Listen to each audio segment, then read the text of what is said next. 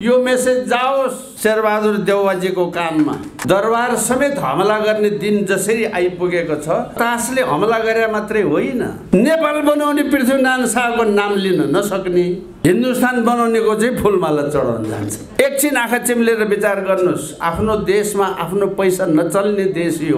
मेरो भाषालाई ख्याल गर्नुहोस्, नेपाललाई नेपाल फर्काउनु पर्छ। देशमा नेपाली बस्नु पर्दैन, चाँडै यो देश विदेश हुन्छ। तर सबैले खोजेको राजा एउटै राजा होइन।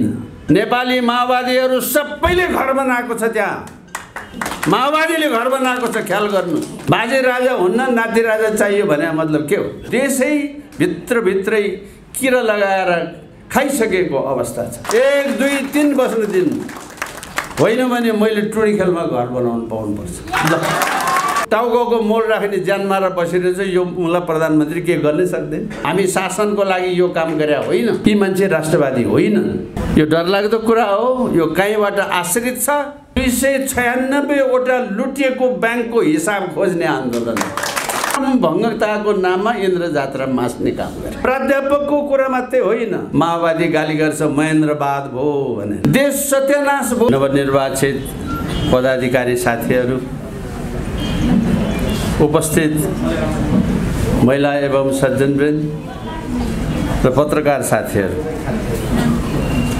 आज हामी राष्ट्रिय शक्ति नेपाल परिवारका लागि साह्रै ठुलो, अत्यन्तै ठुलो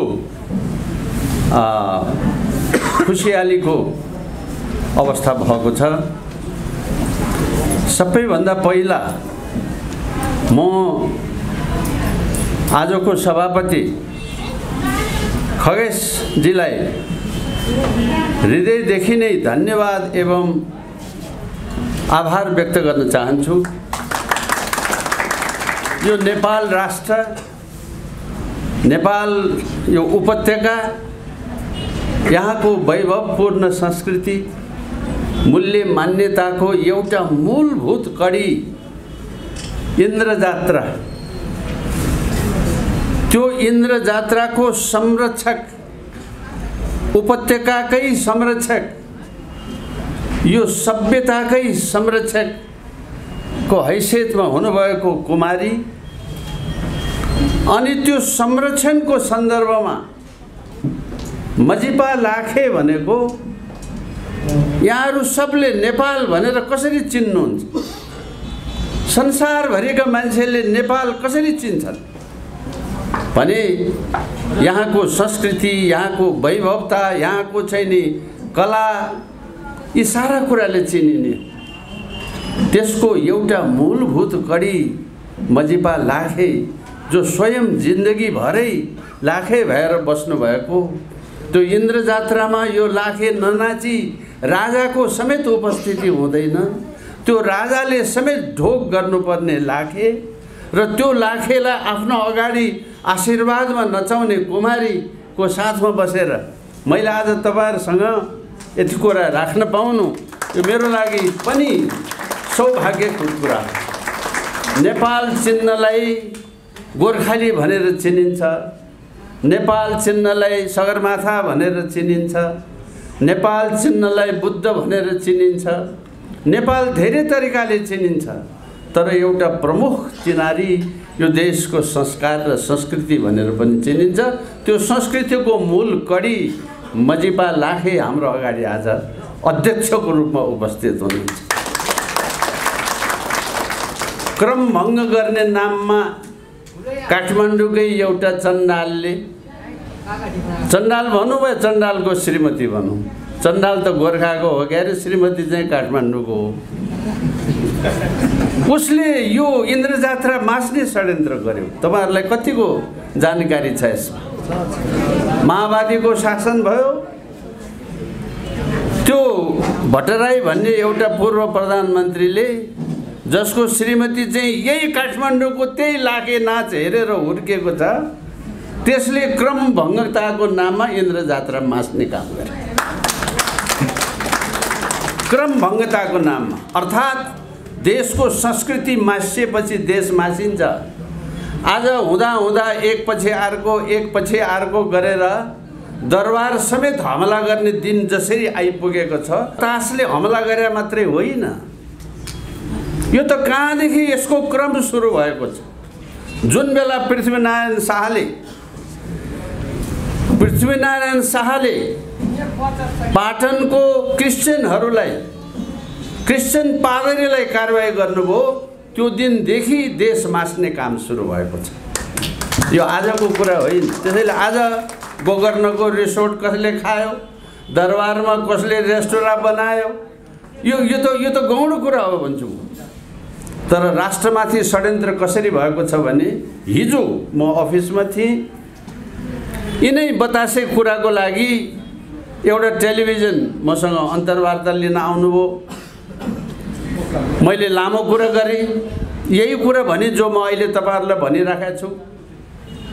त्यो टेलिभिजन अन्तर्वार्ता लिने व्यक्ति दङ पर्नुभयो। वाह, यो कुरा त अहिलेसम्म कसैले भनेको थिएन भन्नुभयो। मैले भने तपाईँ ठिक मान्छे कहाँ पुग्नु भएकै थिएन त कसले भन्छ? तपाईँ गलत मान्छे कहाँ पुग्नुभयो, त्यसकारण भने नि। अब बल्ल ठिक मान्छे कहाँ आइपुग्नु भयो, कुरा यसो हो भनेर भने खुसी हुनुभयो, दङ्ग पर्नुभयो। म आज 8 बजे टेलिभिजन हेर्नु होला भनेर उहाँले मलाई समय दिनुभयो। 8 बजे बेलुका मेरो घरमा पनि नाति नातिना सबैको खेल्ने, टेलिभिजन हेर्ने, रमाइलो, उनीहरूलाई मन परेको चिज हेर्ने टाइम हो। मैले घरमा गएर रिक्वेस्ट गरेँ, बाबु हो आज 8 बजे फलानु टेलिभिजन, मैले नाम नभनेको कारण छैन, त्यो जरुरी नभएर आज हेर्नुपर्छ, एकछिन मलाई समय देऊ है भनेर नाति नातिनासँग समय मागेँ। गाह्रो मानिकन उनीहरूले मलाई त्यो टेलिभिजनको त्यो रिमोट दिए। मैले भनेको टेलिभिजन थिचेँ, हेरेँ। जति हेर्छु आउँदैन कुरो त, हेर्छु आउँदै खोइ बुवा तेरो आएन भन्छ नाति चाहिँ। खोइ अब आउँछु भनेको थियो भन्छु म चाहिँ। फेरि नातिनीले पनि बुवा तिमीले गरेर हाम्रो कार्यक्रमै खत्तम पारिदियो। उसको नातिको कार्यक्रम मेरो कारणले खत्तम भयो। यथार्थमा टेलिभिजनमा केही पनि आएन। किन आएन भने त्यो व्यक्तिको ब्रह्ममा लागे पनि ऊ बोल्न सक्दैन। ऊ देश बेचुवाको जागिर खाएको छ। देश बेचुवा मान्छेले त्यस्तो कुरा बजाउन सक्दैन। जुन कुरा म अहिले तपाईहरुलाई भनिराखेको छु त्यो कुरा टेलिभिजनमा दिन त्यो टेलिभिजन कम्पनीको मालिकले सक्दैन। किनभने त्यो बिकेको छ, त्यो विदेशीले चलाएको छ, त्यो देशको टेलिभिजन होइन। मैले यो भन्नु पर्यो हुनाले तपाईहरुसँग त्यो टेलिभिजनको नाम लिइन। तर यथार्थमा टेलिभिजन मात्रै होइन, एउटा पत्रकारको कुरा मात्रै होइन, एउटा शिक्षकको कुरा मात्रै होइन, प्राध्यापकको कुरा मात्रै होइन, कर्मचारी मात्रै होइन, यो देशै भित्रै किरा लगाएर खाइसकेको अवस्था छ। देशको प्रहरी जस्तो छैन। मैले अघि नै बारम्बार भन्ने गरेको छु, अड्डामा जानुभयो भने पहिले नै यो एसपी कुन पार्टीको भनेर बुझेर मात्रै जानुहोस्, नत्र तपाईँको काम हुँदैन। त्यो पार्टीको नेता को छ त्यसलाई समातेर मेरो यति काम छ भनिदेऊ न भाइ भनेर मात्रै जानुहोस्, नत्र तपाईँको काम हुँदैन। सिडिओ अफिसमा जानुहोस्, पहिले नै पत्ता लगाएर जानुहोस् यो कुन पार्टीको सिडिओ छ भनेर।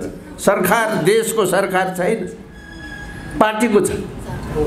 विश्वविद्यालयमा पढ्न जानुहोस्, प्राध्यापक कुन पार्टीको छ त्यो पत्ता लगाएर मात्रै जानुहोस्। हुँदा अहिले भर्खर आज म कान्तिपुर पढ्दै थिएँ, फलानो मेडिकल कम्पनीले पैसा तिरिनेछ भने फेल गरिदिन्छु भन्यो अरे। अर्थात् तपाईँ लेनदेन र खानपिनमा हुनुहुन्छ, देशको मामलासँग हुनुहुन्न। त कर्मचारी देशको छैन, पुलिस देशको छैन, शिक्षक देशको छैन, प्राध्यापक देशको छैन, हुँदा उद्योगी व्यापारी देशको छैन। केही समय अगाडिको कुरा हो, आजभोलि त अलिकति छैन। तपाईँ हामी जस्तै मान्छेले हल्ला गरेर होला। बजारमा जानुभयो भने खुद्रा पैसा हिन्दुस्तानी नोट साटासाट हुन्छ। मैले एकपटक यो कहाँको पैसा दिनुभयो साउजी, यो त म चिन्दिनँ भने। यो आइसी पनि थाहा छैन तपाईँलाई भने, थाहा छैन भने मलाई नेपाली पैसा दिनुहोस् न। आजको दिन आजको दिन म नेपालको बजारमा किनमेल गर्दाखेरि मेचीदेखि महाकालीसम्म होस् कुरा छाडिदिनुहोस्, काठमाडौँको त्रिपुरेश्वरमा पैसा खुद्रा हिन्दुस्तानी लेनदेन हुन्छ। मैले नेपाली पैसा देऊ भन्दा साउजी जिल खाए, कस्तो हिन्दू आइसी पनि नचिन्ने मान्छे रहेछ भनेर। यही कुरा आजभन्दा 30 वर्ष 40 वर्ष अगाडि राजा महेन्द्रले गरेका थिए।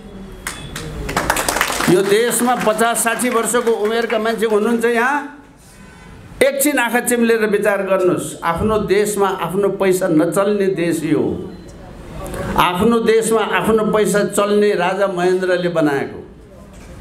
महेन्द्रवाद भयो भनेर माओवादी गाली गर्छ राजा महेन्द्रलाई, महेन्द्रवाद भयो भनेर एमाले गाली गर्छ राजा महेन्द्रलाई। आफ्नो देशमा आफ्नो पैसा चलाउनु अपराध हो। आफ्नो देशको एउटा छेउबाट अर्को छेउ जानलाई विदेशी भूमि भएर जानुपर्ने देश हो यो। राजा महेन्द्रले चन्दा उठाएर मुठीदान मागेर देशभित्र पूर्व पश्चिम राजमार्ग बनाए। माओवादी गाली गर्छ महेन्द्रवाद भयो भनेर। महेन्द्रले देशभित्र हिँड्ने बाटो बनाइदिया अपराध भयो। यो यस्तो देश भयो, देश बिच्यो भने त्यस कारणले हो, देश सत्यानाश भयो भने त्यस कारणले हो। हामीले पुनः एकताली नेपाललाई नेपाल फर्काउनु पर्छ। मेरो भाषालाई ख्याल गर्नुहोस्, नेपाललाई नेपाल फर्काउनु पर्छ। देशभरि विदेशभरि र नेपाल माया गर्ने विदेशीहरूभरि नेपालप्रति ठुलो भावना छ आजको दिन। तर स्वयं नेपालीले नेपालमाथि गद्दारी गरिराखेको छ। आजभन्दा 5-6 महिना अगाडि यो थानकोटमा त्रिभुवन पार्कमा राष्ट्रिय शक्ति नेपालको 10 नम्बर क्षेत्रको क्षेत्रीय भेला भयो। अहिले हामी 9 नम्बर क्षेत्रको भेला यहाँ गरिराखेका छौँ। 10 नम्बर क्षेत्रको भेला भयो। त्यहाँ तपाईहरु जस्तै साथीभाइहरू त्यहाँ उपस्थित हुनुभयो। त्यो भेलामा मैले यसरी नै आज तपाईहरुलाई बोले जस्तै त्यो क्षेत्रीय भेलालाई बोलिराखेका थिएँ। मलाई आजभन्दा 2 हप्ता जति अगाडि एउटा एनबीआई न्यूज भन्ने एउटा टेलिभिजन कम्पनीले विदेशबाट फोन गर्यो र के भन्यो भने तपाईले बोल्नु भएको भाषण आजसम्म हाम्रो टेलिभिजनमा 1.6 मिलियन भ्युअर भयो। 1.6 मिलियन भनेको 16 लाख भयो। नेपालमा कोही त्यस्तो व्यक्ति जन्मिएको छैन जसले बोलेको कुरा विदेशमा बस्ने नेपाली र विदेशीहरूले 16 लाखले हेरे र युरोप अमेरिकामा 7 लाखले हेरे। नेपाल भित्र 9 लाखले हेरे। फेसबुक खोलेर हेर्नुहोस्। त्यसमा 2-3टा कुरा टिकटक पनि बन्यो। मैले एउटा 2टा भाषा नेवारीमा प्रयोग गरेका थिएँ। नेवार साथीभाइहरू बिग्रे। अब जे पनि मलका भनेर बिग्रे भनेर मैले भनेको थिएँ। संसार सिद्धिसक्यो, मलका भनेर नेवार खतम भयो भन्दै थिएँ म। त्यसलाई टिकटक बनाएको छ। त्यो टिकटक पनि 21 लाख मान्छेले हेरिसके। अर्थात् 30 लाख मान्छेले लाइक गरे। अहिले 30 हजारले लाइक गरे, 30 हजारले सेयर गरे कि नेपाल नेपालीको हुनुपर्छ भन्ने कुरालाई समर्थन गरे। यो तपाईँ हामीहरू सबैको आशीर्वादको फल हो। यो मैले भनेको कुरा यति भयो भनेर मैले ठुलो कुरा गरे होइन। मैले अघि नै भने एनबीआई न्यूज तपाईहरु हेर्नुहोस् फेसबुकमा। त्यहाँ सबै कुरा डिटेल्समा चाहिँ आजभोलि संसार सानो छ, सबै देखिन्छ, थाहा पाइन्छ है। विदेशभरिका नेपाली, स्वदेशभरिका नेपाली इमानदार शिक्षकलाई छाती पोलिराखेको छ कि म इमानदारीपूर्वक आफ्नो पेसाको काम गरेर खान पाए हुन्थ्यो, तर उनले त्यो गर्न पाएन। इमानदार पुलिसलाई छाती पोलिराखेको छ, मैले घुस नखाइकन, मैले बेकायदा नगरिकन राष्ट्रको सेवा गर्न पाए हुन्थ्यो भनेर, तर उनलाई 24 घण्टा त्यो दलदलमा फसाइएको छ। हामीले हेर्दाखेरि झट्ट पुलिसलाई गाली त गर्छौँ, सबै पुलिस त्यस्ता छैनन्। हामीसँग यहाँ अभियानमा नेपाल प्रहरीका केन्द्रीय एआइजी तहसम्मका विभिन्न पद प्रतिष्ठाका थुप्रै पूर्व सुरक्षाकर्मी, पूर्व प्रहरी साथीहरू हुनुहुन्छ। नेपाली सेना झन्डै बिगार्नलाई प्रयत्न भइ नै सकेको छ। यो बालुवा र ढुङ्गाको ठेक्का लगाउने काम नेपाली सेनालाई दिएर घुस नखाने कर्मचारी भने जस्तो अर्थ मन्त्रालयमा घुस नखाने कर्मचारी हुन्छ क्या। म मन्त्री भएको मान्छे, मलाई थाहा छ। घुस नखाने कर्मचारी भने कस्तो भने आएको भाग मात्रै खाने, थप खोजेर नखाने। देशको कर्मचारी यस्तो हो, फलानु असाध्यै असल, उहाँ घुस खानुहुन्न, त्यसमा पनि थपेर खान खोज्ने चाहिँ घुस्या हो। होइन भने सत्य कर्मचारी चाहिँ नि त्यो आगो भाग मात्रै खाने। पुलिसको अफिसर भयो, आगो भाग मात्रै खाने। सेनाको अफिसर भयो, आगो भाग मात्रै खाने। अब आगो भाग मात्रै खाने असल कर्मचारीबाट शासन चल्ने र चलाउने हो भने देशमा नेपाली बस्नु पर्दैन। चाँडै यो देश विदेश हुन्छ, चाँडै यो देश विदेश हुन्छ। त्यसकारण हामीलाई चिन्ता परेको छ, हामीलाई पीर परेको छ। निन्द्रा लाग्दैन। अघि एकछिन कति रमाइलो, बहिनीहरू नाच्नु भयो, यति मिठो स्वरले गाउनु भयो, आनन्द भयो, ओहो स्वर्गमा गए जस्तो भयो एकैछिन। तर तपाईँ हिजो रातिदेखि आजसम्म कसरी जिन्दगी बिताएर आउनुभयो? रातभरि छटपटिएर आउनुभयो, देश डुबेकोले दिक्क भएर आउनुभयो, बर्बादी हेरेर आउनुभयो, छटपटिएर यहाँसम्म आइसक्नु भएको छ, पिरोले आउनु भएको छ। यहाँ मधेसबाट 2-3 जना बहिनी आएका छन्। आज यो 9 नम्बर क्षेत्रको भेलामा उहाँ मधेसदेखि किन आएको होला दौडेर? ऊ यहाँ एकजना बहिनी यही अगाडि नै हुनुहुन्छ। त्यो आगो किनभने त्यो छटपटी छ, बर्बाद भएको छ, दिनदिनै लुटेको छ, दिनदिनै दुःख पाएको छ। कहाँ गएर शान्ति पाइन्छ? मान्छेलाई पीर परेको। अघि भर्खरै खड्गी भाइले भाषण गर्नुभयो, यो सत्य कुरा। असल र इमान्दार भएर बस्ने अवस्था आजको दिन छैन। अब एकातिर राजावादी जति सबै एक हौ भनेर कराइराखेको अवस्था छ। हो एक हुनुपर्छ भन्यो, टाउको हल्लायो, तर एक सेक हुने कोही होइन। अब एक हुने र नहुनेको पनि अर्को समस्या छ। अर्को समस्या के छ भने यहाँ मान्छेले थरी थरीको राजा खोजेका छन्। फेरि यो पनि बुझ्नु पर्यो। उसले नै राजा खोज्या, उसले नै राजा खोज्या, उसले नै राजा खोज्या। राजा खोज्या जति एक भयो हुन्थ्यो नि भन्नु त सजिलो छ, तर सबैले खोजेको राजा एउटै राजा होइन। त्यसकारण मिल्दैन कुरा। हिजोसम्म एउटाले नेपालमा राजा चाहिन्छ, धर्म चाहिन्छ, संहिता खारेज गर्नुपर्छ भन्दै थियो। बीचमा यो संहिता खारेज गर्नुपर्छ भन्ने चाहिँ हराउँदै गयो। राजा चाहिन्छ, धर्म चाहिन्छ मात्रै भयो, संहिता हराउँदै गयो। अलि पछाडि एक थरीलाई राजा पनि हराउँदै गयो, धर्म मात्रै भए पुग्ने भयो। उसको प्राथमिकतामा राजा 2 नम्बरमा भयो। झट्ट हेर्दै कागज हेरेर त यसले पनि राजै भनेको छ भने उसले राजा लेखिदिया मात्रै हो भने होइन। त्यस्तो लेखिदिया मात्रै राजावाला छ, हामी राजावादी मिल्दैन। यो सभा कुरा। अब कसरी एक हुन्? हुँदा हुँदा एक छोरीलाई त नाति राजा चाहिँ चाहिने, बाजे राजा नचाहिने। अब त्यस्तो राजावादीसँग कसरी मिल्न जाने हो? यो राजाहरू एकै छ, सबै मिल भन्ने कुराले भन्नेहरूलाई ख्याल गर्नुहोस्, मिल्दैन यसरी कुरा। बाजे राजा हुन्न, नाति राजा चाहियो भने मतलब के हो? हिजोसम्म राजा चाहिन्छ भन्ने त अहिले उफ्रेर हिँडेको छ, राजा बाजे राजा हुन्न भनेर। यो डरलाग्दो कुरा हो। यो कहीँबाट आश्रित छ, कहीँबाट पालित पोषित छ, कहीँबाट निर्देशित छ। नेपालको राजा शाहवंशीय परम्पराको पृथ्वीनारायण शाहको वंशको हुनुपर्छ। यसमा अर्को कुरा हुँदैन। 10 वर्ष अगाडि एउटा संस्थामा म पनि थिएँ। विधान बनाऊ है भनेर एउटालाई विधान बनाउनलाई दिएको विधानमा त खुसुको लेखिदिएछ 5-5 वर्षमा संसदले राजा चुन्ने हुनुपर्छ भनेर लेखिदिएछ। मलाई थाहा छैन। हेर्नुहोस्, बीबीसीको अन्तर्वार्तामा सँगै बस्दाखेरि पो त कागज देखाएर तपाईँ त 5 वर्षमा राजा चुन्नुपर्छ भन्ने होइन र भनेर सोध्यो बा मलाई। म भने के भने तपाईँले यी तपाईँको विधानमा यस्तो लेखाएको छ भन्छ। म अब बाहिर भनौँ भने लाज लाग्ने कुरा।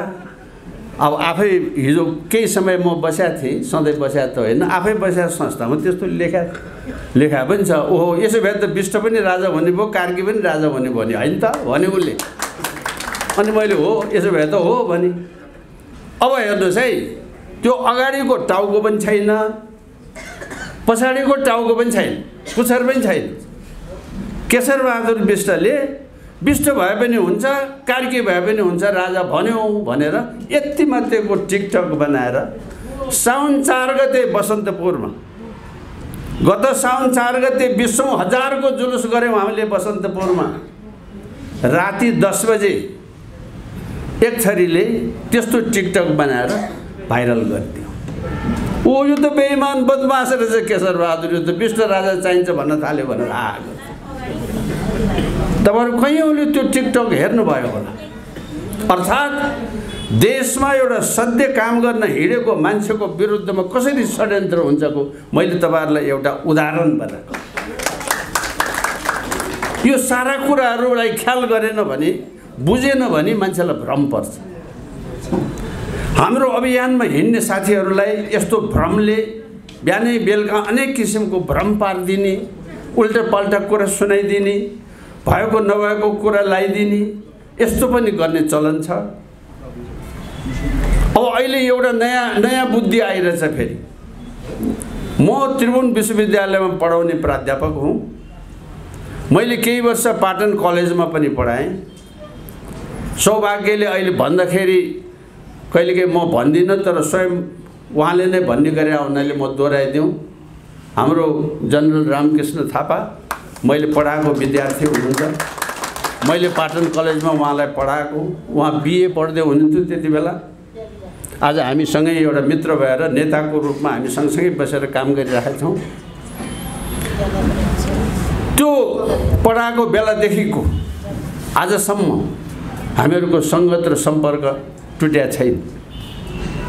आज दुईटा मान्छे, अर्को जज साहब खत्री जज साहब, मैले भर्खरै मेरो सौभाग्य भयो नेपालको राजनीति र सुरक्षा बन्दोबस्त र व्यवस्थाकोमा विशेषज्ञता हासिल गर्नुभएको जज साहब आज हामीहरूको माझमा केन्द्रीय अभियन्ताको रूपमा आउनुभएको छ। म हृदयदेखि नै उहाँलाई एकताली स्वागत गर्न चाहन्छु। हाम्रो चलन अनुसार उहाँ एउटा सम्मानित व्यक्तित्वको रूपमा आज हामीले स्वागत गर्यौं। अब भविष्यमा उहाँलाई हामीले कामको जिम्मेवारीमा हामीहरू सँगै बसेर जिम्मेवारी बाँडफाँड गरौँला। अनि त्यसपछाडि राष्ट्रिय शक्ति नेपालको नेता भनेर फेरि यसरी नै मञ्चमा राखेर हामी सत्कार गर्ने हामी अवसर ल्याउँला भन्ने हामीलाई आशा लागेको छ। त्यस्तै किसिमबाट आजभन्दा 30औं वर्ष अगाडि मैले अस्ति पनि अफिसमा भने, 30औं वर्ष अगाडि शिक्षा जगतमा नेपालभरिको प्राथमिक र निमावी स्तरको राष्ट्रिय अध्यक्षको रूपमा काम गरिरहनु भएको मलाई त्यति बेलाको म शिक्षा मन्त्री हुँदाखेरि धुन्धानै ठुलो साथ सहयोग दिनुभएको माट साहब देशको परिस्थितिले दिगदार भएर देशै छोडेर अमेरिका गएर बस्नु भएको। गएको 2 वर्षदेखि फकाउँदा तपाईँ त देश छोडेर जानुभयो, ठिकै छ। हामी चाहिँ कहाँ जाउँ? हामी त देश छोडेर जाने पक्षमा छैनौँ। यही गर्नुपर्छ सङ्घर्ष।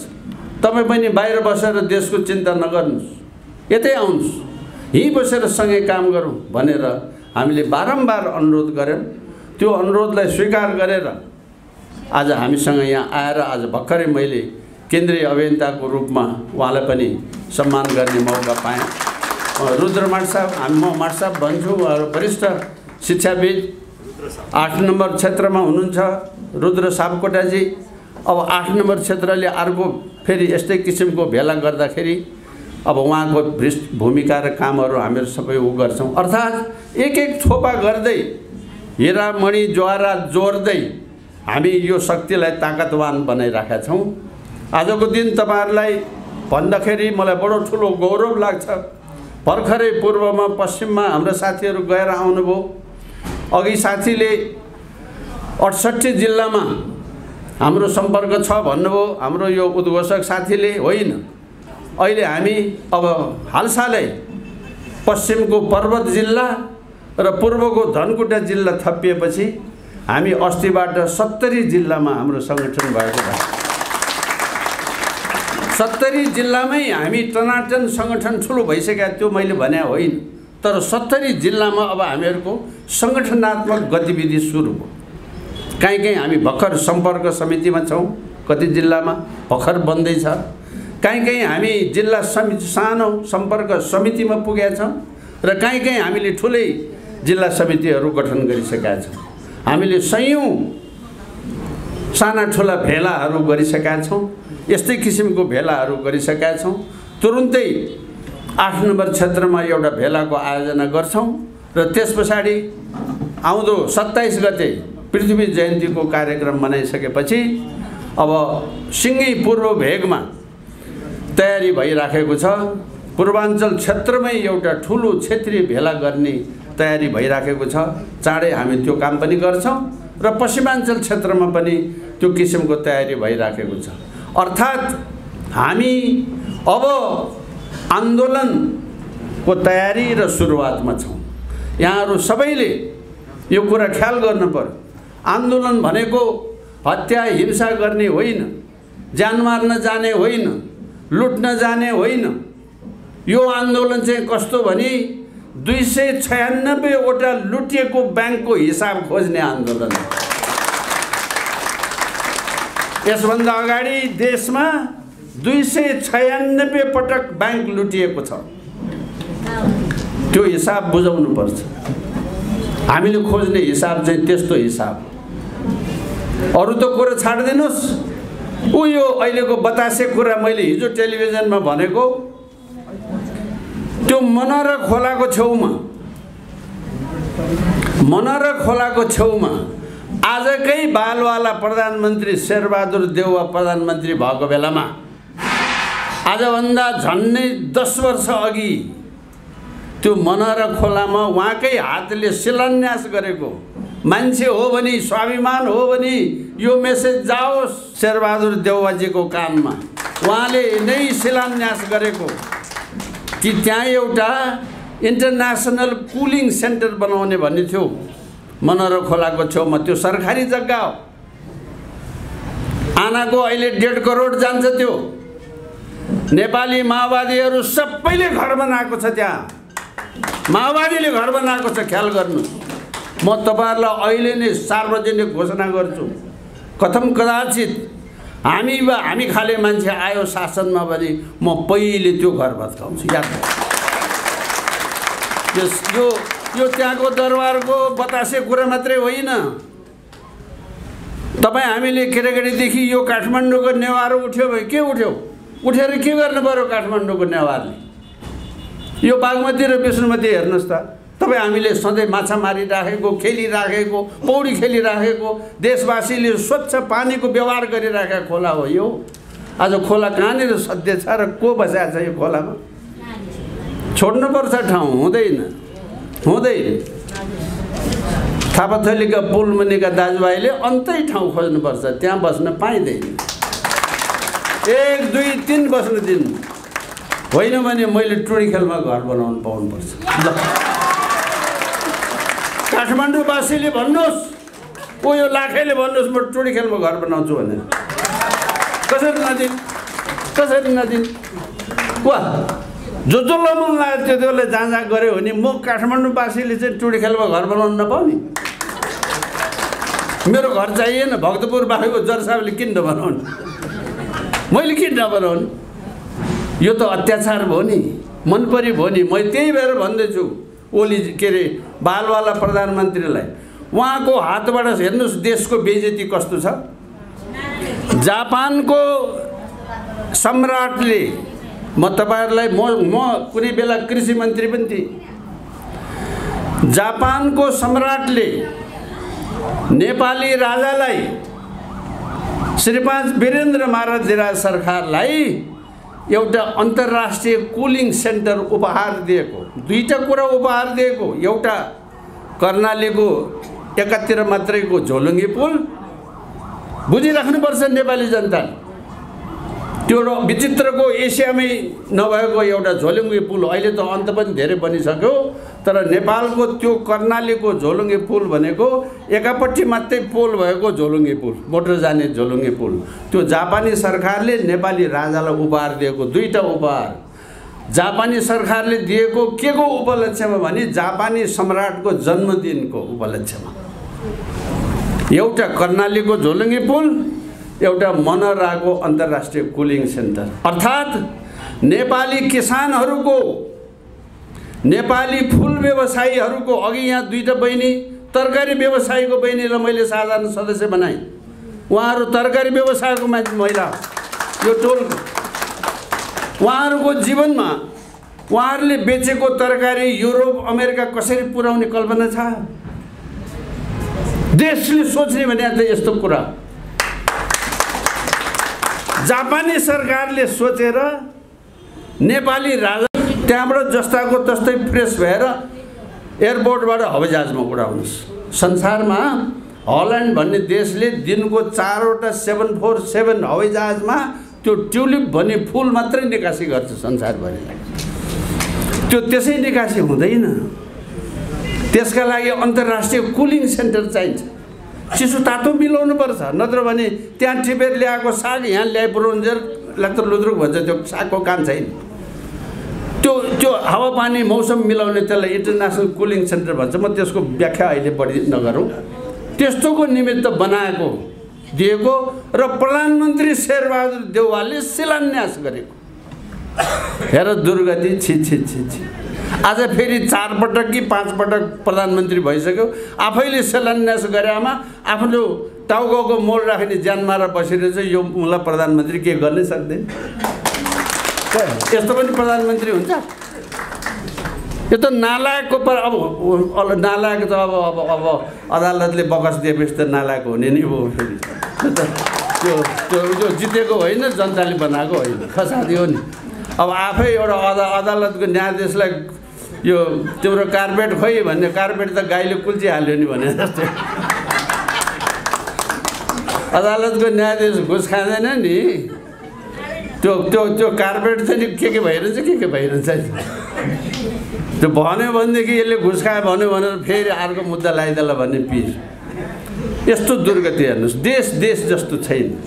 मूल कुरा मैले भन्न खोजेको के भने देश जस्तो छैन, प्रशासन जस्तो छैन। तब हामीले देशलाई देश बनाउन खोज्या हो। नेपालीलाई नेपाल चाहियो। आज हामीले दल होइन, बिना दलको अभियान बनाएको कारणै नेपाललाई नेपाली खोज्नको लागि, नत्र त फेरि पार्टीको दलाल भइहाल्यो। एउटा पार्टीमा अर्को पार्टी किन जाने?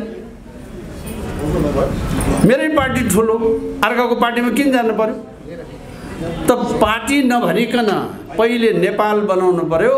अनि नेपालभित्र जोलाई जुन पार्टीमा जानु मन लाग्छ जाऊ। हामी शासनको लागि यो काम गरे होइन, देश बनाउनको लागि गरे, नेपाल सम्झेर गरे। शासन गर्न चाहनेले त्यति बेला गर्नु, पहिले देश राख्नु पर्यो, नभए देश नरहने भयो। अब कुरा जति गरे पनि सिद्धिने होइन। हेर्नुहोस्, म तपाईँहरूलाई विनम्रतापूर्वकै अनुरोध गरौँ, फेरि पनि जति पनि यस्ता मौका भइहाल्छ। अब चाँडै 8 नम्बर क्षेत्रमा हामी अर्को क्षेत्रीय भेला गर्छौँ। मैले त 8 र 9 नम्बरको एकैपटक गर्नुहोस् न पनि भने हो। 8 नम्बरको साथीहरूले होइन हामी अलगै गर्छु भन्नुभयो, झनै राम्रो भयो। अब चाँडै 8 नम्बर क्षेत्रको गरौँ। यहाँहरू सबैलाई मेरो हृदयदेखिको आमन्त्रण छ। पर्सि 27 गते एक दिन देशको निमित्त, देशलाई सम्झेर पृथ्वी जयन्तीको दिन राजा महेन्द्रको शालिग 11:30 बजे आइपुगौँ। त्यहाँदेखि हिँडेर दरबार मार्गबाट हिँडेर पृथ्वी शालिगसम्म जाने हो। हामीले एउटा राष्ट्र बनाउने नायकलाई श्रद्धा गर्ने हो। दुर्भाग्यवश अघि नै साथीहरूले बारम्बार भन्नुभएको छ, देशका वीर वीरङ्गनाहरूको हामी नाम लिँदैनौँ। हामीले कालु पाँडे चिनेको छैन, हामीले भक्ति थापा चिनेको छैन, हामीले भीमसेन थापा चिनेको छैन। अरू त कुरा छाडिदिनुहोस्।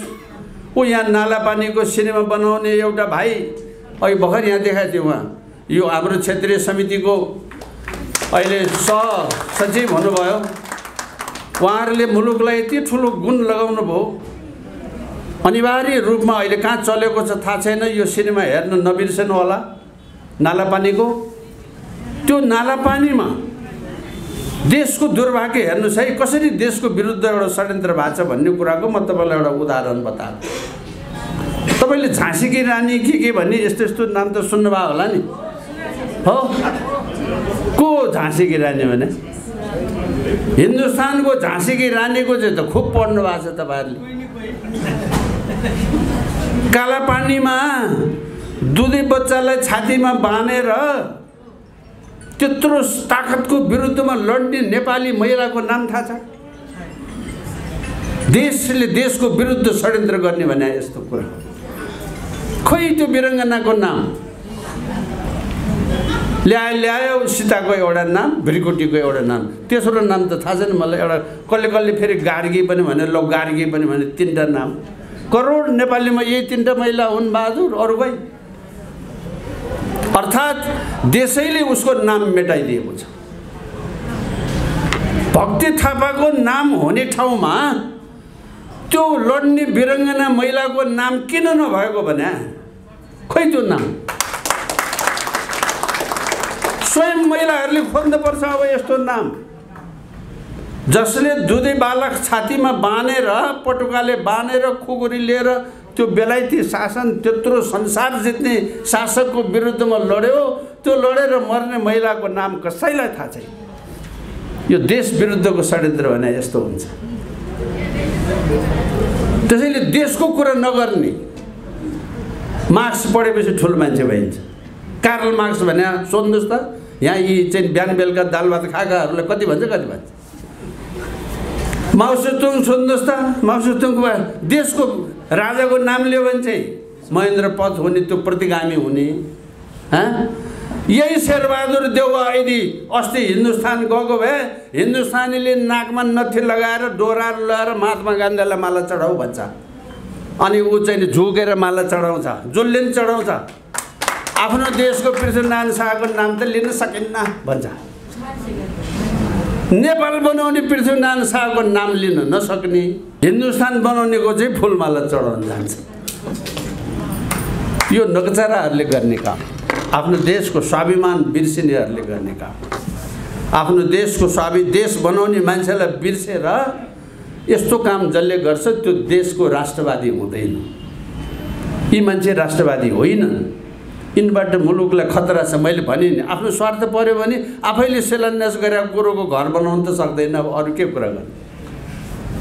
मैले तपाईँहरूलाई उदाहरण भनेको, यो कुनै नक्कली कुरा गरे होइन। त्यसो भएर मैले अलिकति तपाईँहरूको समय लिएँ। म किन राष्ट्रिय शक्तिमा लागेको छु भन्ने कुरा तपाईँहरूलाई राम्ररी थाहा होस्। जो लागेको छ ए भाइ म ठिकै कामको लागि लागेको छ। हामी कहाँ आउनुहुन्छ बेला बेला थुप्रै साथीहरू, म के पाउँछु भनेर सोध्नुहुन्छ। हामीले सोझै भन्ने गरिरहेको छ, केही पनि पाइँदैन। म के दिन सक्छु भन्नुहुन्छ भने आउनुहोस् यहाँ। म के पाउँछु भन्नेले यहाँ केही पनि पाइँदैन। आत्मसम्मान पाइन्छ, स्वाभिमान पाइन्छ, नेपालको गौरव पाइन्छ। अब यसलाई मूल्यमा दाँजेर अमूल्य भन्ठान्नुहोस् भने तपाईँको खुसी। त्यो केही पनि होइन। नेपाल भने के हो र, 2 लाखमा गाडी चढ्न पाउने ठाउँ नै मेरो लागि ठुलो हो भन्नुहुन्छ भने त्यही खुसी। म त त्यस्तो गर्न दिन्न, म त्यस्तो गर्न हुन्न भन्छु।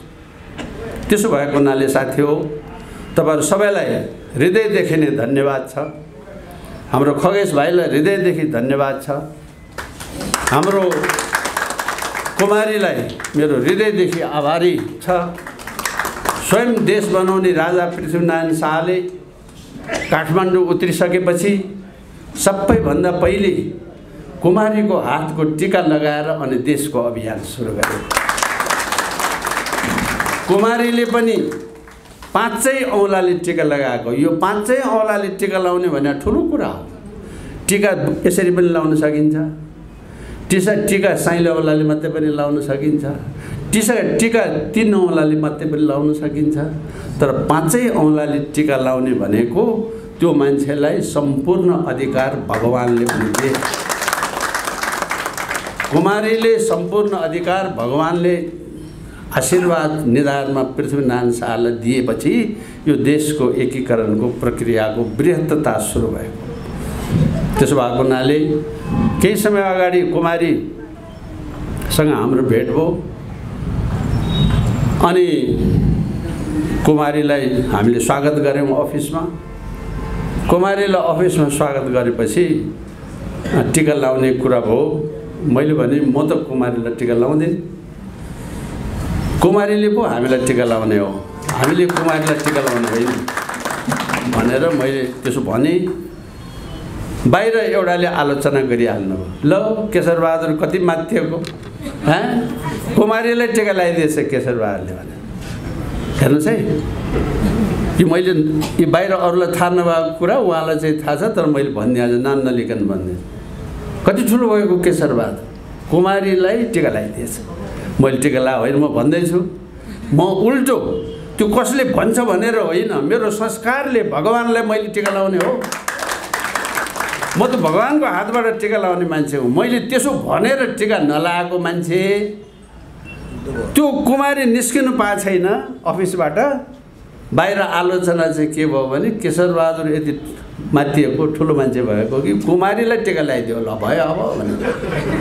मैले लगाएको छैन, कुमारी यहीँ हुनुहुन्छ, म खगेश भाइले भेटाउनु भएको हो मलाई। म त्यस्तो अनुशासन वा तह नाग्ने मान्छे होइन, तर राष्ट्र विरोधीका लागि, राष्ट्रघातीका लागि आफ्नो प्राण पनि दिने मान्छे हो म। कसैले भनेर डराउने वा त्यसको पछाडि हल्लामा लाग्ने मान्छे म होइन। त्यसो भएको हुनाले म तपाईहरुलाई म बाँचुन्जेल मैले सकुन्जेल गर्ने जो सेवाको लागि आह्वान गरे हुँ। अब यहाँहरु सबै जसरी पाल्नु भएको छ त्यही किसिमबाट साथ सहयोग गरौँ। मुरी धन्यवाद छ। यो सबै यसपालि विशेष हुन त त्यो क्षेत्रको होइन, तर उहाँले बोली पनि सक्नुभयो। हाम्रो ध्रुवराज तिवारी भाइलाई मेरो हृदयदेखि धन्यवाद छ। कोही न कोहीले अलिकति बढ्ता लागिदिएर विशेष मेहनत नगरे भए यो जुट्दैन थियो क्या। त्यसैले त्यो जुटाउने कामको निमित्त उहाँले विशेष योगदान गर्नुभयो।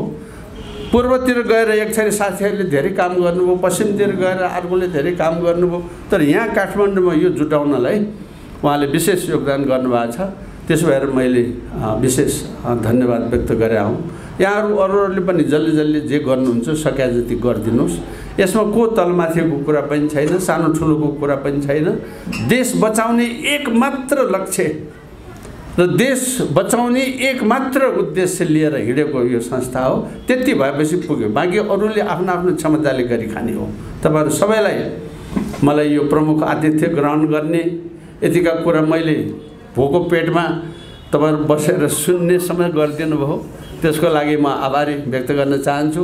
थुप्रै साथीहरू हाम्रा अनुभवी ज्ञानी साथीहरू हुनुहुन्छ, विशेषज्ञ साथीहरू हुनुहुन्छ, धर्मका ज्ञाताहरू हुनुहुन्छ। अलि पछि आउनुभयो हाम्रो लामा, उहाँको जहिले पनि पछि आउनुहुन्छ, त्यसो भएर समस्या हुन्छ। अर्को पटक चाहिँ पछि नआउनु होला भन्दै त्यसो भन्दै म बुद्ध लामाजीलाई चिनाउन चाहन्छु। उहाँ अन्तर्धर्म धार्मिक समन्वय समितिको समन्वयकर्ता हुनुहुन्छ, बुद्ध लामा हुनुहुन्छ। हिन्दुत्व किन चाहियो भन्ने कुराको व्याख्याकार हुनुहुन्छ। उहाँहरूका कुरा सुन्न पाए हामीलाई अझ धेरै हुन्थ्यो, तर आज संयोग त्यस्तै पर्यो। हाम्रो सुदूरपश्चिम क्षेत्रको प्रमुख मिनबहादुर साईजी आउनुभयो, उहाँ पनि पछि नै आउनुभएको हुनाले मैले यसो चिनाएको। र सबैभन्दा पछि त झन् सबभन्दा पहिले आउनुपर्ने मान्छे सबभन्दा पछि आउनुभयो हाम्रो जर साहब। अब जर साहबलाई पनि म चिनाएँ। अरू मैले चिनाउनु बाँकी कोही छ जस्तो लाग्दैन। काम विशेष यस्तै हुन्छ। अब 8 नम्बर क्षेत्रको भेलामा चाहिँ अझ बढी योभन्दा पनि अझ बढी सशक्त बनाउने उसका निमित्त हाम्रो माट साहबलाई त्यही क्षेत्र नै प्रतिनिधित्व गर्नुहुन्छ। अब चाँडै हामी त्यसको गरौँला, 27 गते पछाडिलाई योजना गरौँला। जर साहबहरूसँग हामी सबै बसेर फेरि यसलाई कसलाई के गर्ने कसो गर्ने भन्ने कुराको थिति मिलाउँला। यो यहाँहरू जस्तो प्रबुद्ध व्यक्तित्वको चाहिँ उपस्थितिले हामीलाई ठुलो प्रोत्साहन मिलेको छ। पुनः एकपटक हार्दिक आभार व्यक्त गर्छु। कार्यक्रमको एमसी भाइलाई पनि धेरै धन्यवाद छ। आजको यो समिति जो छ त्यो समिति सम्पूर्ण नै बधाईको विशेष धन्यवादका पात्र हुनुहुन्छ। केन्द्रीय सदस्यजीहरू सबैलाई पुनः एकपटक धन्यवाद छ। यति कामको निमित्त बारा पर्सादेखि दौड्दै आउनुभयो बहिनीहरू, तपाईहरु सबैलाई स्वागत छ। पछि उहाँहरूकै कार्यक्रममा पनि अरू साथीहरू पनि जाइदिनुपर्छ। यसरी नै हामी मधेस हिमाल पहाड एक हुँदै जाने हो, एक गर्ने हो। कोही छैन पराई, मधेस हिमाल तराई हैन, यही भावना हो हाम्रो मूल मन्त्र पनि। र आपसमा फुटाउने, आपसलाई टुक्राउने, आपसमा विभाजन गर्ने षड्यन्त्र भइराखेको छ। त्यो षड्यन्त्रको मूल केन्द्र भनेको संहिता हो। त्यो संहिता खारेज गर्नुपर्छ भनेर हामीले भनिराखेकै छौँ। अनि नेपाली भएर बस्ने हो, मधेसी भएर, हिमाली भएर, पहाडी भएर, नागचुच्चे भएर, कालो गोरो रातो पहेँलो भएर होइन, सबै नेपाली भएर बस्ने हो। यी सबैलाई त्यही किसिमको प्रेरणा होस्। यहाँहरूलाई पुनः एकपटक धन्यवाद। नहुने सङ्घीय गणतन्त्र धर्मनिरपेक्षता उनीहरूले ल्याएको हो भने नेपाली जनताहरूको अत्यन्त प्रिय वस्तु हुनुपर्दथ्यो, हुन सकिरहेको छैन। निर्वाचनको परिणाममा हिँड्ने हो भने हिजो एउटा राप र तापमा झुक्किएर एउटा शान्ति दृष्टिकोणले चाहिँ उनीहरूलाई भोट दिएर पहिलो पनि भयो, पछि दोस्रो हुँदै अहिले तेस्रो चौथोको टुङ्गो छैन। र आगामी चुनावको निमित्त कसैको दौराको फेर समातेर झुन्डिरहेको अवस्था छ। यदि त्यो दौराको फेर टकटकाएर त्यो हिँडिदियो भने उनीहरूको सुन्ने अस्तित्वमा पुग्नेछ। यस्तो चिज लिएर आज हाम्रो नेपालीको पहिचानलाई विस्थापित गर्ने, यो राष्ट्रियता र राष्ट्रिय अखण्डताको मूल खम्बलाई भत्काएर यो राष्ट्रलाई तहस नहस बनाउने जुन काम भएको छ त्यो चिजलाई हामी पुनस्थापित गर्नुको निमित्त अहोरात्र खटिराखेका छौँ। आज यसै कारणले निश्चय नै आज राष्ट्र धर्म सङ्कटमा परेको छ। यो संविधान विदेशीले बनाएको हुनाले नै यो संविधानमा नेपालीको हितभन्दा उनीहरूको बढ्ता हित छ। यो परिवर्तनको कुरा जहिले पनि विदेशीको बुई चढेर आएका परिवर्तनहरू भएको छ।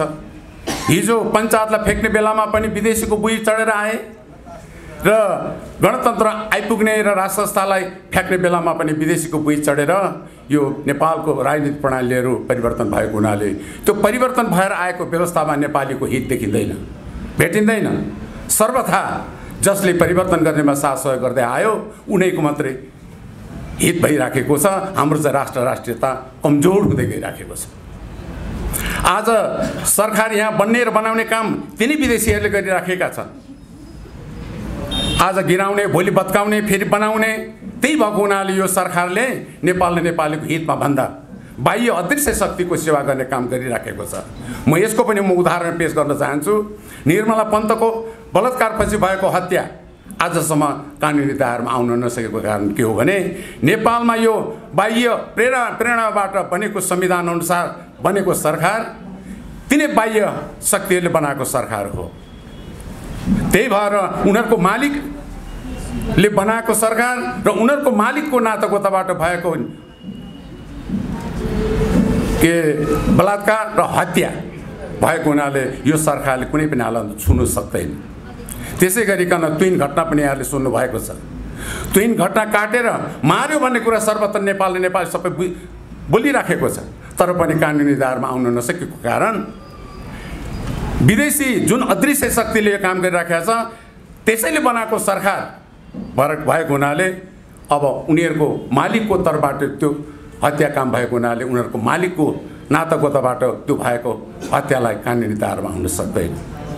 मेरो भनाइको मतलब निवेदन गर्न चाहन्छु कि यो विदेशबाट प्रेरित संविधानले नेपालीको हितमा छैन भने विदेशीबाट बनाइएको सरकारबाट नेपालको संरक्षण, नेपालको नागरिकको संरक्षण हुन सक्दैन, सकिरहेको छैन।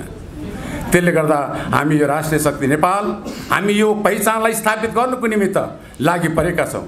हाम्रो पहिचान भनेको वैदिक सनातन हिन्दू अधिराज्य, संवैधानिक राज संस्था र संहिताको खारिजी यो हाम्रो मुद्दाहरूलाई स्थापित गर्नुको निमित्त हामीलाई दुईटा बाटो विद्यमान छन्।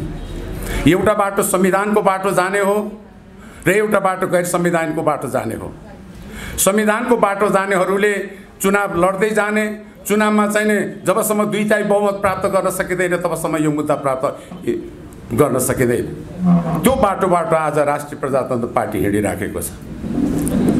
यो संविधानको बाटोबाट हिँडेर चुनाव लड्ने र चुनाव लड्दै गएर संविधान संशोधन गर्ने तागत राष्ट्रिय प्रजातन्त्र पार्टीले कहिले प्राप्त गर्न सक्दछ?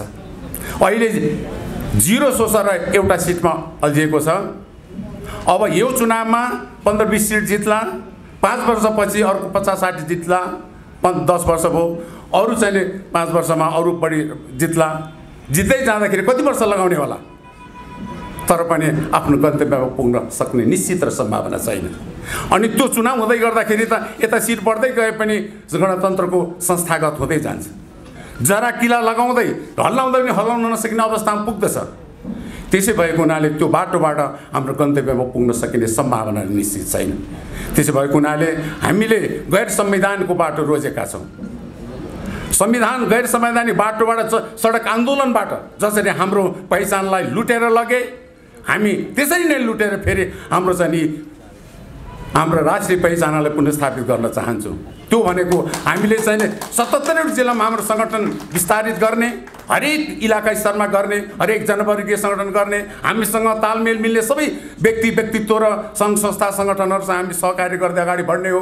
यो तरिकाबाट हामी हाम्रो चाहिँ घुमेको संवैधानिक राज संस्था, वैदिक सनातन हिन्दू अधिराज्य र चाहिँ संहिताको खारेजीको गन्तव्यमा पुग्न सक्दछु भन्ने म विश्वास दिलाउन चाहन्छु।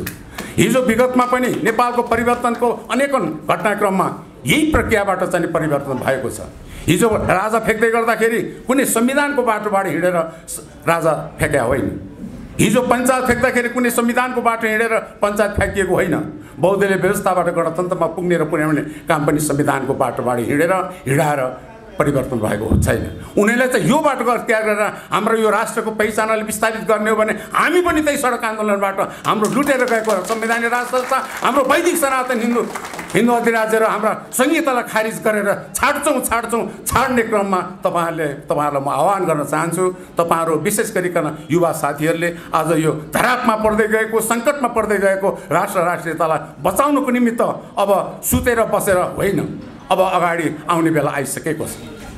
एकातिर सत्तामा रहेका गणतान्त्रिक सरकारहरूले चुनाव गर्दै जाने घोषणा गर्न खोजिराखेको छ। यदि चुनाव हुँदै गयो भने यो गणतन्त्र चाहिँ संस्थागत हुँदै गइसकेपछि फेरि पनि हल्लाउनलाई हामीलाई गाह्रो हुन्छ। तर यतिखेर उनीहरू आफै हल्लिएको छ, र यो चाहिँ गणतान्त्रिक नेताहरू र यिनीहरूको पिल्लरहरू डगमगाइरहेको अवस्था छ। उनीहरूको चाहिँ संवैधानिक अङ्गहरू चाहिँ टिलपिलाइराखेको छ। कुनै पनि राष्ट्रको चाहिँ राज्य सञ्चालन गर्नको निमित्त 3वटा संवैधानिक अङ्गहरूको आवश्यकता पर्दछ। त्यो भनेको कार्यपालिका, न्यायपालिका र व्यवस्थापिका। कार्यपालिका भनेको मन्त्री परिषद, झन्डै 2/3 सरकार थियो। त्यो सरकार आपसी व्यक्तिगत स्वार्थमा लडाइँ गरेर आफै गिर्न गयो। अहिले चाहिँ दृश्य अदृश्य गठबन्धनको कारणले बन्न गएको सरकार, त्यसको कुनै भरोसा छैन। न्यायपालिकाको कुरा गर्नुहुन्छ भने अहिले न्याय पाइरहनु पर्ने, दिइरहनु पर्ने नेपाली जनतालाई उनीहरू आपसमा जिन्दाबाद र मुर्दाबाद रातौँ दिन त्यहाँ झगडा भइरहेको देखिन्छ। अब त्यसको पनि चाहिँ असफल भएको कुरा म तपाईँहरूलाई निवेदन गर्न चाहन्छु। अर्को व्यवस्थापिका संसद, उस्तै अर्को नाटककार छ त्यहाँ। कहिले नेपाली जनताको जनप्रतिनिधिमूलक संस्थामा नेपाली जनताको चाहिँ दुःख पिरमार्काको बारेमा बहस हुनुपर्ने, तर त्यहाँ पनि जिन्दाबाद र मुर्दाबाद नै छ। त्यसले गर्दाखेरि यो गणतान्त्रिक व्यवस्थाको यो संवैधानिक अङ्गहरू पूर्णतया चाहिँ असफल भइसकेको छ। यही बेला हामीले मौका छोपेर, यिनीहरू कमजोर भएको अवस्थामा नै हामीले मौका छोपेर हामी यो राष्ट्रलाई बचाउनुको निमित्त हामी अगाडि नबढिकन अब सुख छैन। यदि चुप्प लागि बस्ने हो भने हामीले जेने तेने यो जीवन भुक्ता गऱ्यौँ, तर आगामी युवाहरूले यो देशमा चाहिँ चुनाव लड्ने, नेपाली भएर चुनाव लड्नु पाउनुहुन्न। भारतीय भएर एउटा प्रदेशको चुनावमा सीमित हुनुपर्ने अवस्थाहरू नजिकै आउँदैछ। त्यस कारणले गर्दा तपाईँहरूलाई म चनाखको साथ निवेदन गर्न चाहन्छु। त यही उद्देश्य प्राप्ति गर्नका निमित्त हामी चाहिँ यो राष्ट्रिय शक्ति नेपालको तर्फबाट अगाडि बढिराखेका छौँ। राष्ट्रिय शक्ति नेपाल र राप्रपाको फरक यही छ, उहाँहरू संविधानको बाटो हिँड्नु भएको छ र यो मुद्दालाई स्थापित गर्नुको निमित्त पहिले कति वर्ष अगाडि गएर चाहिँ स्थापित गर्ने ठेगान छैन। यसो भनेर मैले उहाँहरूको विरोध गर्न चाहेको होइन। बाटो लामो अपनाउनु उहाँहरूले, तर हामीले चाहिँ एकदम सर्टकट तपाईँहरूले साथ दिने बित्तिकै हामी 19 दिने होइन 10 दिने चाहिँ आन्दोलनका साथ हाम्रो गुमेको राष्ट्रिय पहिचानलाई स्थापित गर्न चाहन्छौँ। यो मुद्दालाई लिएर जाँदाखेरि केवल राष्ट्रिय शक्ति नेपालका हाम्रा आदरणीय केशरबहादुर विष्टको मात्रै स्वार्थ होइन, सिङ्गुर सक्लो नेपालीको राष्ट्रिय स्वार्थ भएको हुनाले सबैले साथ नदिने सुकै छैन। हिजो चाहिँ नै मान्छे मार्नुपर्छ, 17,000 मान्छे मार्नुपर्छ भन्दा त साथ दिने हो भने हामी चाहिँ नि शान्तिपूर्ण ढङ्गले यो देशको राष्ट्रिय पहिचान गुमेको चिजलाई हामी फिर्ता ल्याउन चाहन्छौँ भन्दाखेरि कुन नेपाली कुन राष्ट्रवादीले नमान्ने? संहिताले यो राष्ट्रलाई चाहिँ डुबाउँछ। हिजो चाहिँ नि एउटा राजा थियो, एउटा राजालाई हटाएर आज यो राजालाई गर्ने हो भने प्रदेश प्रमुख गरिकन चाहिँ 8वटा राष्ट्रपतिहरू छन्, प्रदेशका चाहिँ मुख्यमन्त्रीहरू गरिकन प्रधानमन्त्रीहरू 8वटा छन्। यो राष्ट्रिय सभाका चाहिँ अध्यक्ष समेत गरेर गर्ने हो भने 9वटा चाहिँ सभामुख र उपसभामुख छन् र प्रदेश र सङ्घको चाहिँ सांसदहरू गर्ने भने 884 जना छन्। मन्त्रीहरू हिजो अस्ति मात्रै 90वटा मन्त्रालय त प्रदेशमा बनाएको छ, 90वटा त त्यसै मन्त्री हुनु पर्यो, सहायक राज्य मन्त्री गरिकन उनीहरूकै 125, यहाँ सङ्घमा त फेरि मालिकहरू 25 जना त छँदैछ। मन्त्री त्यतिका गाम्यता उनीहरूको चाहिँ नि सल्लाहकार पिए घोडा गाडी यो राष्ट्रले थाम्न सक्छ? अर्को कुरा चाहिँ नि उहाँ अर्को चाहिँ नि स्थानीय सरकार प्रमुखहरू त 753 डल्लै छ, उप सरकार प्रमुख पनि फेरि डल्लै 753 जना छ। सदस्य र अध्यक्ष गरिकन 28-29,000 लगभगको सङ्ख्यामा चाहिँ बाबा भगवान् यो राष्ट्रको चाहिँ अर्थतन्त्रले यिनीहरूलाई पाल्न सक्छ? राष्ट्रिय शक्ति नेपालको आपत्ति यहाँ हो। हामीले कुनै व्यक्तिगत चाहिँ स्वार्थको निमित्त चाहिँ यो अहोरात्र दुःख गरेर हिँडिराखेका छैनौँ। साथी हो, हामी चाहिँ नि अब एक दिन पनि एकछिन पनि समयलाई खेराउन फालिकन राष्ट्रियता र राष्ट्रिय अखण्डतालाई बचाउनुको निमित्त हामी लागौँ।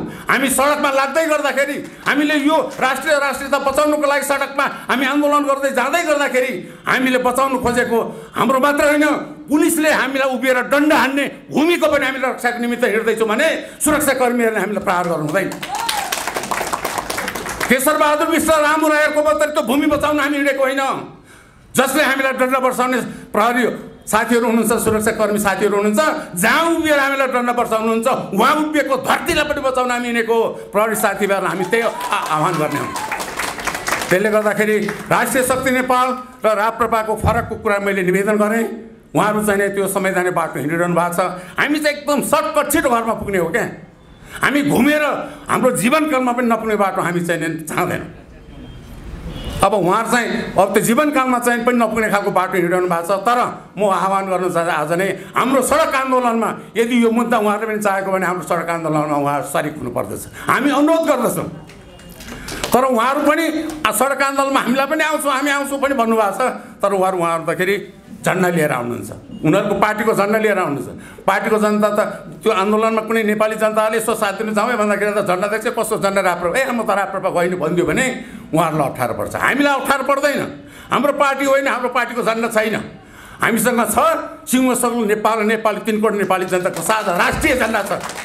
त्यो राष्ट्रिय झन्डा अन्तर्गत आबद्ध हुनुको निमित्त कुनै पनि नेपालीलाई अप्ठ्यारो असजिलो हिचकिचाउनु पर्ने अवस्था छैन। मैले तपाईँहरू सबैलाई आग्रह गर्दै निवेदन गर्दै मेरो भनाइ यही अन्त्य गर्न अनुमति चाहन्छु। धन्यवाद।